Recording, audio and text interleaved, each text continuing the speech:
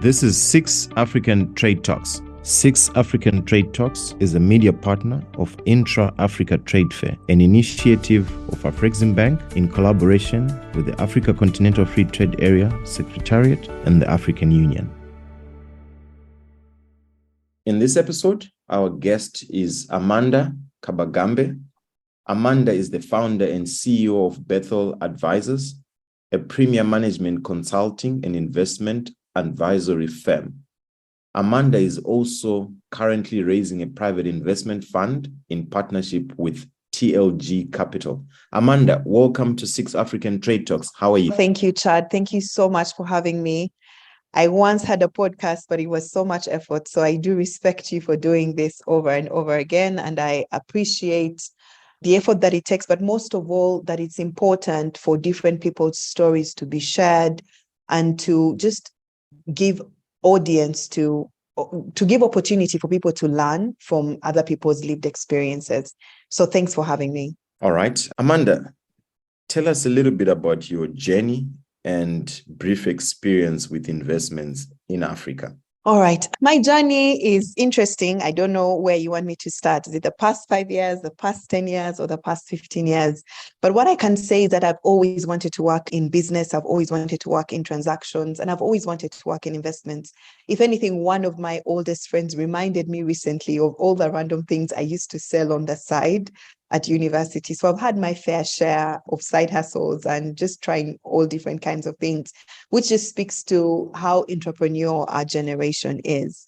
Professionally, I started my career at Deloitte and I was in the consulting department.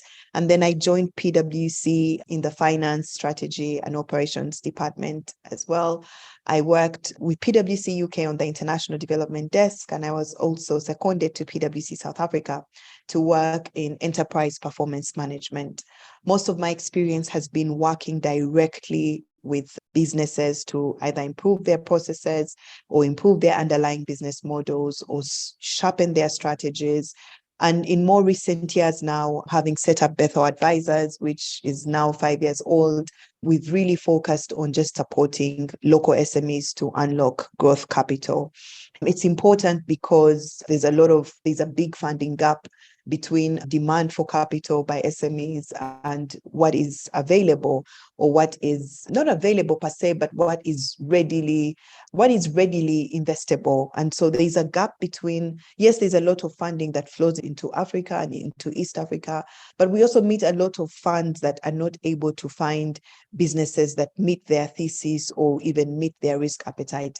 And yet we find very good businesses that are looking for capital, but may just not be able to articulate their business model, may just not be organized or well structured, or may not have thought through everything that they need to think through to seek capital. And so my journey has been working with local businesses. We've proudly unlocked over $30 million for local SMEs. We've proudly advised on transactions worth over $150 million. We've proudly secured over 50,000 jobs through the projects that we've done. And we were also one of the advisors to the government of Uganda during the COVID-19 pandemic, which was a very critical time for economies such as ours, given that we have limited fiscal space, given that our businesses are still categorized as high risk, and given that we already operate within difficult environments. So my journey is 12 years in advisory. Those 12 years, quite frankly, feel like 30 years. But I've also had the benefit of working with indigenous businesses and indigenous founders, with government institutions, with large multinationals. I've been an advisor to the World Bank, to the government of Uganda, and to various other DFIs. What a journey. Thank you very much for sharing. Looking forward to learn more. Any lessons that you can share that can help someone who wants to invest in Africa? Wow. Investing in Africa is what everybody is talking about: the rise of the African consumer, the rise of an African middle class. There's definitely a lot of opportunity to invest in Africa. But I think the three things I would say to anybody looking to invest in Africa is to, first and foremost, pay attention to the underlying business model. Because ultimately, that's what you're investing in. Ultimately, that's what you are funding. So the business fundamentals need to make sense, right? The business model needs to be sustainable. The business needs to be growing and expanding. And I find that many people who come into Africa just come with excitement because maybe they just want to do a deal in a specific country because they think that country is opening up. Maybe they just want to do a transaction in a specific sector, or they think they understand that sector. Or maybe they're just focused on certain elements of their investment strategy only. Is it the pre-money valuation? Is it the post-money valuation? Or is it the downside protection that they look to before they unlock capital? I say that all those things are important, but most of all, the most important thing is the business model. And I find that people pay less attention to the actual business, to the capacity of the business to deliver on the strategy that they're pitching, to the ability of the management team to scale the business, and even to the absorption capacity of the markets in which these businesses operate. So I think the first key lesson I would say is the fundamentals of the business need to be viable. The fundamentals of the sector need to be viable, but the capacity of the organization as well needs to be checked as well. The other thing I would say is pay attention to local entrepreneurs, pay attention to locally grown talent, pay attention to locally bred businesses. I think that some of our local businesses don't get the right amount of attention, maybe because they don't speak fancy English, or maybe because they didn't go to an Ivy League university, or maybe because their university doesn't have an endowment. But these are the people that are actually creating real impact. These are the people that are actually creating wealth. These are the people that are actually scaling businesses. But these are people that are plugged in enough also to be able to pivot or if things go wrong, but most of all, to be able to identify any issues that could come about and even opportunities for scale. So you can't downplay the importance of local context. You cannot avoid or ignore the relevance of local talent. And I think that many times that goes away. And sometimes people like to pay attention to what I could call shiny objects because the elements of those businesses appeal to whatever somebody else understands best. But I would say that there's a lot of locally available opportunities that just should be harnessed. And finally, it's very important, of course, to pay attention to the times, to how the markets are evolving, to how the sectors are changing, to how, for example, election cycles affect certain business models, to how currencies are fluctuating, particularly in West Africa, to how mobile money has increased adoption of technology and span of a whole sector, particularly in East Africa. So it's also very important then to pay attention to the economics around the businesses. I don't think a business operates in a vacuum. I don't think a business operates independent of macroeconomic factors. Businesses do not operate independent of micro issues like people, like processes, like technology. And so to summarize, I would say the three key things to pay attention to are the underlying business model, because ultimately that's what you're funding, regardless of the sector, regardless of the country, regardless of enforceability of contracts and all of that. It comes down to the business in which one is investing. I would say pay attention to local entrepreneurs and indigenous businesses. And finally, then look broadly and at the sectors and how they're evolving and determine then what needs to be right for those businesses to thrive. Thank you very much for sharing these key insights. This takes us to investing. What is the lowest and highest ticket or cost value that you have invested? The process and the timelines for entrepreneurs and SMEs to get access to these investments. Any 2, 3 you can share? Yeah, so I think ticket sizes would range from $200,000 to $5 million, where we've looked at transactions over $5 million. They've either been co-investments or syndicates. And I say that in terms of my capacity as Bethel advisors. Of course, when I worked with the bigger firms, there was the excitement of doing much, much bigger transactions. I think while I was at PwC, the biggest due diligence we worked on was about $75 million. That's quite significant. And I quite miss playing in the bigger leagues. But with SMEs and with growing businesses, I would say it's $200,000 to $5 million is what we find the standard absorption capacity. I think that one of the reports I was reading recently from AFCA said that the median investment size in Africa last year, 2022, was $2 million. So anything around 1 to 3 million is within range and the sweet spot.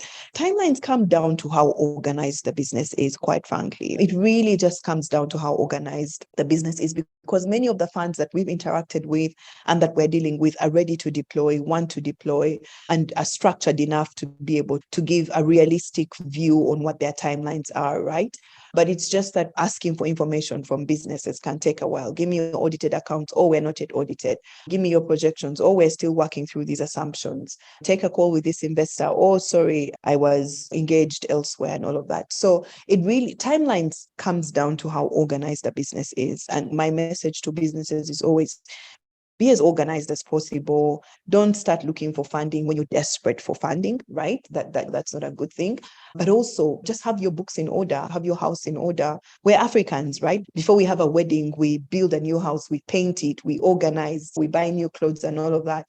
It's part and parcel of our culture. Why then, though, do our business go to look for money when they don't have the basics in place on how organized the business investors that we're working with are legitimate, credible, and ready to deploy? If I may add, there could be some issues of delay, structuring, or due diligence or enforceability of some of the structures that are being considered. But ultimately, from identification, origination to term sheet, I think you're looking at an average of 4 to 6 weeks. Then the rest is out of our hands. The rest is legals and other elements. Powerful. What you have said is simple, but always or mostly not looked at or considered, especially from entrepreneurs. And I've seen that. I remember having a meeting at the London Stock Exchange last year and just looking at has been the experience when it comes to African opportunities. And they say to me, at the end of the day, the challenge is that we know Africa has got opportunities, but when we now look and identify those opportunities, you realize that they have not been packaged. The key things that we require to invest or to get a business, access to funding, access to investors, they won't be there. So thank you very much for sharing. That's very powerful. Based on your travel experience, what lessons or what could you share? You've operated in South Africa, you're in Uganda, you've been in the UK. What lessons can you share, or anything could you share based on your travel experience? I think based on travel experience, I would say that no one market is the same as the other. I think people just like to generalize and think that East Africa is one market or one bucket, and think that West Africa is one bucket. What I've come to learn is that, and what people must appreciate, is that these countries are different. They have different history. They have different geopolitical considerations. They have different societal structures, right? And so Africa is not just one market. If you look at Uganda, for example, we're still very much a cash economy, right? Kenya is cashless. Purely cashless. You can't even take an Uber. You can't even take an Uber and pay cash. If you do pay cash, you're not going to get your change back. If you try to get an Uber in Uganda and you don't have cash, the Ubers may not want to take you. The Uber drivers may not want to take you because they prefer cash, right? And then when you if you compare Addis and Nairobi, they're both really emerging cities. Everywhere is construction, right? It's just a massive construction site if you look at Addis, and if you look at Nairobi, there's definitely growth and pure opening up of these economies. I would say if you look at Cairo, really fast-paced, very extended hours. I don't think there's a shop in Cairo that closes at 5 p.m. like the rest of us down here in Kampala, where it's nice and sunny. Then, of course, you go to West Africa, which I don't know as well. And then, of course, South Africa, where I lived for some time. And I would say that these countries are different, and anybody approaching them with a blanket approach is going to have to adjust along the way. Anybody approaching them with just unifying everything and putting everybody into one basket is not right. They're totally different countries, totally different economies. In many of them, even language issues arise. In Tanzania, when I worked in Tanzania, you have to be able to communicate in Swahili, which is not the case in Uganda and Kenya, where you can speak English more freely. So I would say travel across Africa is always exciting because you see how countries are emerging, because you see how business models are taking shape. But most of all, you really appreciate that The countries are different. And I want to emphasize this because I see many businesses or many startups looking to expand very quickly into countries that they don't necessarily understand, looking to expand very quickly into countries where they've not yet articulated their comparative advantage. You look at a fintech trying to scale into Nigeria, the home of unicorns. I'm not saying it's impossible, but I'm saying it takes a lot more effort than many people recognize. And just it's important to emphasize that there are different countries, different context, in many cases, different language, and also different levels of growth. So it is exciting. There are a couple of countries that I really hope to visit very soon. Very keen to visit Zimbabwe post Mugabe. Very keen, of course, to go to DRC, which I think it presents a lot of opportunity, but that needs to be very well understood as well. So I think there are many African countries that still fascinate me from afar that I do hope to get to visit very soon. Interesting. As you were talking, you brought a memory. I remember arriving in Tanzania, in Dar es Salaam, and thinking that it's all gonna be easy. I'll be speaking English, and Wow. I was surprised that quite a number of people. I was surprised and also admired the fact that if you go to China, you expect that people will be speaking Chinese, and so if you go to France, people will be speaking in French. So I was like, oh, wow, this is an interesting African country, because everywhere else you go, you either speak English or French. And in Tanzania, it's Swahili. So that was an interesting experience. So thank you. You'll even get a receipt in Swahili. So Amanda, what are the top three factors that would lead you to investing or not investing? Wow. Should I start with deal breakers? I think top 3 deal breakers. Wow. Part of what I do on a daily basis is due diligence. I may not be the best person to answer this question.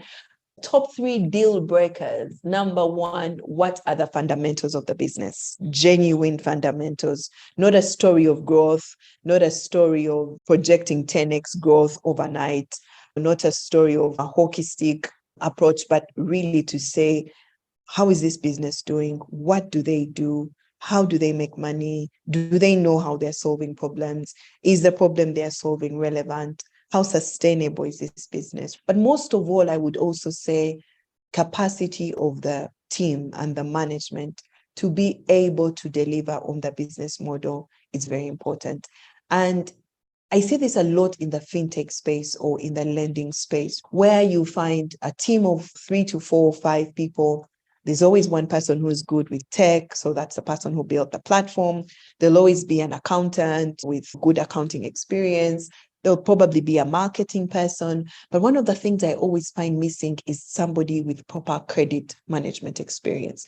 So this is a lending business and they're not presenting a credit team. So it's very important that the management team is able to demonstrate how they have ability to meet all the requirements of their business model. So it's not just the back office, it's the front office. It's engaging with the regulators as well. It's engaging with investors. It's managing elements of the balance sheet and P&L effectively as well. And so that is very important. And if I may delve a bit more on like the finance function of a company, the example I always give is that a dentist, a dermatologist, a gynecologist, a surgeon are all doctors, right? But you go to them for specific issues. I find that when it comes to finance functions, everybody's an accountant, but they're not specialized enough for the requirements of the business or for the agent stage of the business as well. And so just getting comfort with the management team is very important because they're the ones who are going to deliver on whatever they say their strategy is. I've talked about the fundamentals of the business. Is it actually growing? Is it actually scaling? Is it a viable business? Is it organized? Is it compliant? That's very important. Of course, the biggest turnoff with businesses is when their books are not telling a consistent story. There is a big problem. the fastest way to chase anybody is to show them different books of accounts, to say, I have these books for management, but then these are the ones that I adjusted to show the taxman in case they need to audit me. Then these are the ones I adjusted to show so on. Of course, there's no trust. That's like having 3 girlfriends. So it's very important then that the business demonstrates governance, compliance, and just trust, because an investment is a relationship of trust. It's a relationship that I need to get confident in a business to put money into it. So I would say, generally speaking, those are the deal breakers. There are some deal breakers that are macroeconomic in nature, in terms of how do they source raw materials, how could changes in prices of raw materials affect their business, most especially affect their margins, and then erode value that has been put into the business. There are definitely environmental considerations to look at as well. And I would say those are the main deal breakers. When it comes to factors, I think I covered that already. Strong growth, strong management teams, but overall, a sector that is genuinely growing, not just one that has opened up, but one that is growing. Those are 2 different things, right? Opening up just means that there is opportunity to enter, but is there opportunity to scale, right? That's the way I would look at it. Interesting. Thank you very much for sharing. What areas do you invest in, or industries? I think I'll not answer this question in terms of industries, because then the typical answer becomes, what sectors do you invest in? Is it healthcare? Is it financial services? Is it manufacturing? Is it fintech? And all of that. I think we need to pay attention also to what is the right investment mechanism or instrument for a business. And I find that our businesses, at least in East Africa, still need help to understand the right investment option for them at a different stage. So of course, when you start out your company, if I can use a cliche example, in your dad's basement or garage, depending on what city you are in, that is definitely not in Africa like us. You start with friends and family and savings and goodwill, really. But as a business grows, then it has to think about longer term financing. That's when we start looking into venture capital and understand, what do VCs look for, right? VCs are just looking for growth, 10x growth, and that's it. And also taking a bet on different businesses. Then what we do now very often is venture debt, right? To say, I'm not looking to dilute you. I want to scale your business, right? But these are my expectations. Number 1, I must get paid back. Number 2, there has to be transparency and reporting and proper organization of the business and alignment on KPIs and tracking of those KPIs. If anything, I find that the businesses in which we have invested venture debt are more suited and primed to raise their next rounds of financing, because as debt lenders, we then organize the business, right? 3 to 4 years later, everything will be in order: dashboards, reports, accounts, ESG, gender inclusion plans, and all of that are there in place. And that means the business is a lot more scalable than it would have been if they had taken on other forms of capital. Of course, as a business scales, then they will mature to private equity and various other forms of lending. So I think for me, I always like to advise that the financing sought is suitable to the scale and age of the business and the requirements of that business as well. Thank you very much for sharing. Any book or podcast you'd like to recommend to our listeners? Books. I used to read a lot. I hope I still do, but I don't feel like I do read a lot as much as I used to. Shoe Dog, Memoir by Phil Knight, definitely one of the best books I've read. Failing to Win by a startup founder in Zambia in fintech, I think is a book that everybody doing business in Africa needs to read, because it just talks about the realities of doing business. The Key Man, for us who are in fund management, very important to keep us grounded. I think those are the books that come to mind off the top of my mind. I don't want to digress too much by looking at my bookshelf here, but I think those are the ones that stand out. I read everything that Adam Grant has written. So I know he has a new book out. I forget the name. But yes, anything by Adam Grant. And then finally on podcasts, what am I listening to apart from the news? I really like the podcast by Stanford Seed, by the Seed program. I forget what it's called, but I think I've actually listened to every one of their episodes. I think I really like that. I also like Diary of a CEO as well, yeah, we can work with those. Thank you very much. Oh, so the podcast by Stanford is called Grit and Growth by the Stanford Business School. I find that really relevant. Thank you very much. To support our show, please leave a review and share this episode. You can also connect with us on social media using the handles in our show notes, or visit our website, scixpodcast.africa. See you next time.